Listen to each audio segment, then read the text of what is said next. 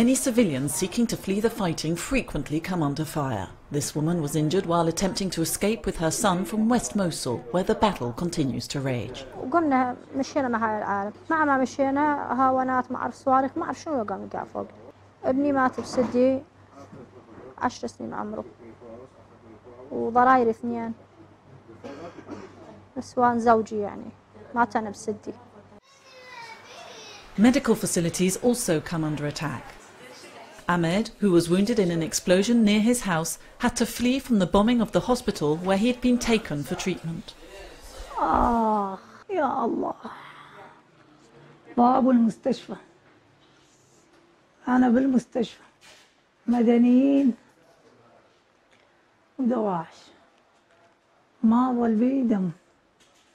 قلت له يا بلا نطلع المستشفى، جابوا لي سدي وطلعت، ما صار لما وصلتوني، هذا اللي صار. Ahmed is now being treated at the MSF medical facility in East Mosul, a few kilometres from the front line. The inhabitants of East Mosul are gradually returning to their homes, but many of them, wounded during the fighting, are unable to resume their previous lives, like people who've had emergency surgery but still need post-operative care.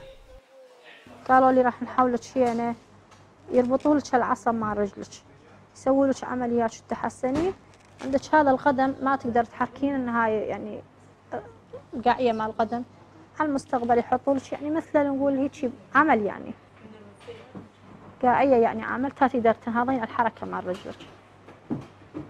ما اعرف، جابوني هنا كل 4 أيام 5 يسووني عمليه، كل 4 أيام 5 يسووني عمليه. ما جاد يعني، بس هالايام يعني شويه اقدر احركها يعني. MSF opened this facility in March. It has an emergency room, surgical theatre and a 30-bed inpatient department. The vast majority of patients have war wounds. Imagine you've been wounded in the fighting that happens near the front line or in West Mosul at the moment, and you've been stabilized. You maybe even received a first-line emergency surgical intervention, and now you're walking with a piece of shrapnel or a bullet or a foreign body inside of you. You don't require any life-saving emergency treatment, but you still have something that prevents you from leading a normal life. Since opening the facility, MSF has given over 1,000 emergency consultations and performed more than 175 surgeries. As people gradually return to East Mosul, medical needs in this part of the city are set to increase still further. The team is currently extending its inpatient capacity by adding 20 more beds.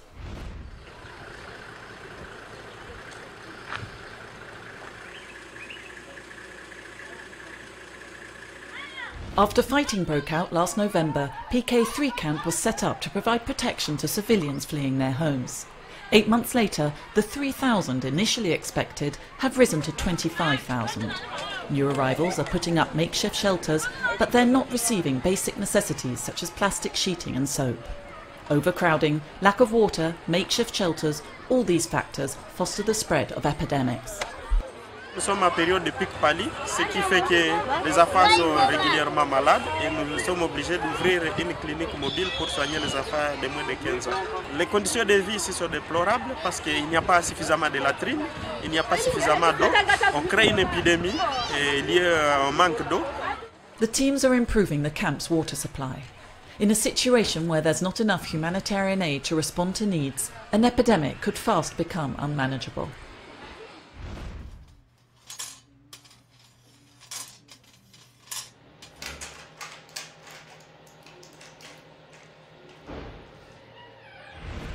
Hakobian has a drug-resistant form of tuberculosis. He's been on treatment for 16 months.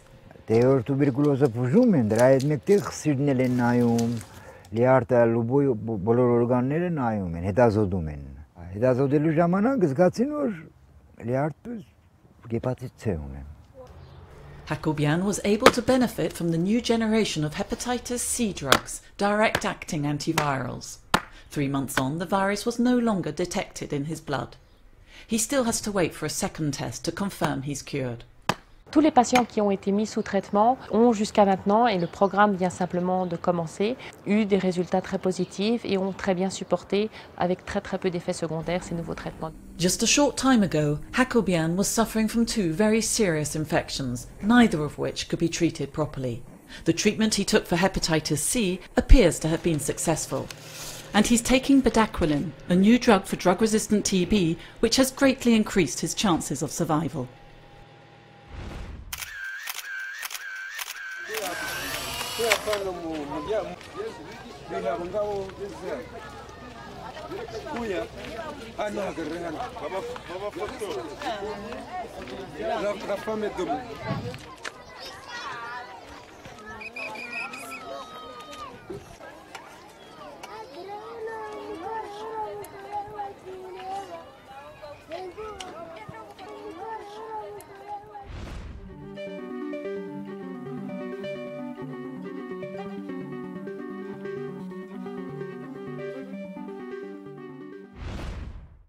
You're a water and sanitation expert, and MSF has just sent you to Sana'a, the capital of Yemen.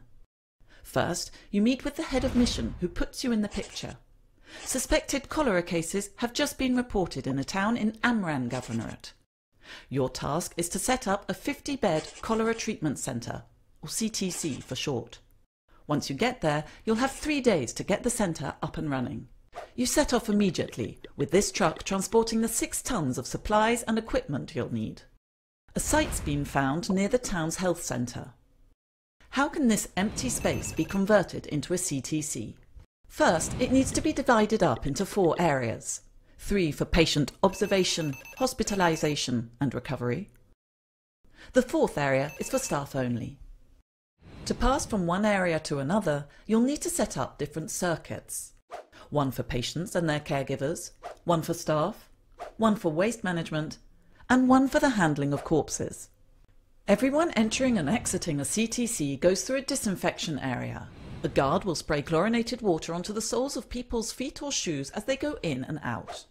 People must wash their hands too. Make sure chlorinated water is available to do so.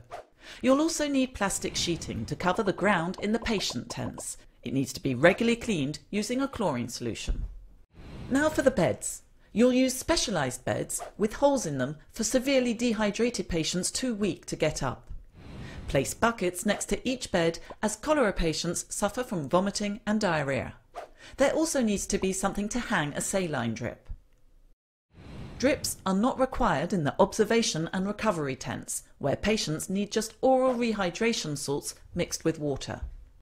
The staff area will be used to store supplies. CTCs demand a lot of medical supplies and equipment. These include the famous oral rehydration salts, but also chlorine, IV equipment, buckets, and so on. You'll also need to organise water supply. CTCs use huge quantities of water that has to be chlorinated to avoid risk of contamination. It's also where staff prepare the chlorine solutions. Depending on what it's for, cleaning floors, spraying feet, washing hands, or the handling of corpses, different concentrations are made up and used in specific areas in the centre. Lastly, you'll have to install latrines and hand washing points, which help prevent the spread of cholera. Because you have 2 objectives: to provide care to patients, but also to contain the epidemic. And it doesn't end there. Your teams will visit the whole area treating water sources, raising awareness to the disease, and implementing hygiene measures in homes and public spaces. Fulfilling all of the above and complying with a range of stringent procedures are as crucial in Yemen now as they are during any other cholera outbreak.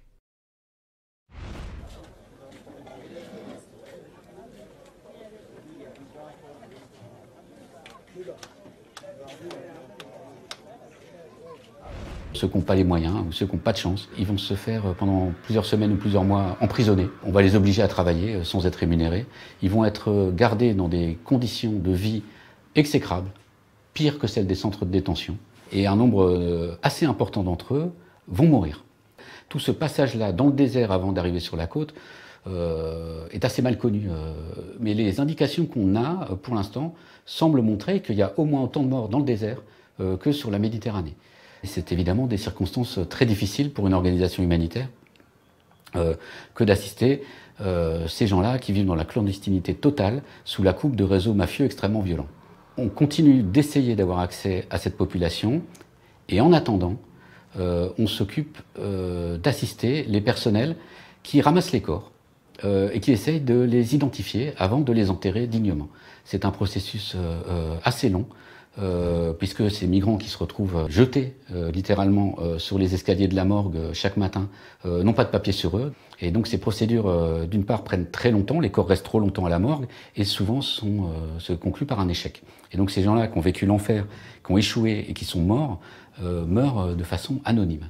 On veut s'occuper des morts pour augmenter les chances de ces pauvres gens qui ont tout tenté pour rejoindre l'Europe et qui ont échoué, qui sont morts dans le désert, pour augmenter les chances que leur nom soit connu, qu'ils ne meurent pas totalement anonymes et qu'ils ne disparaissent pas dans les vents du désert, comme ça, que leur sort soit connu de leur famille, de leurs autorités et de l'humanité au sens large. L'idée que des populations importantes disparaissent de la Terre sans que leur nom n'apparaisse plus jamais, c'est quelque chose qui heurte mon sens de l'humanitaire.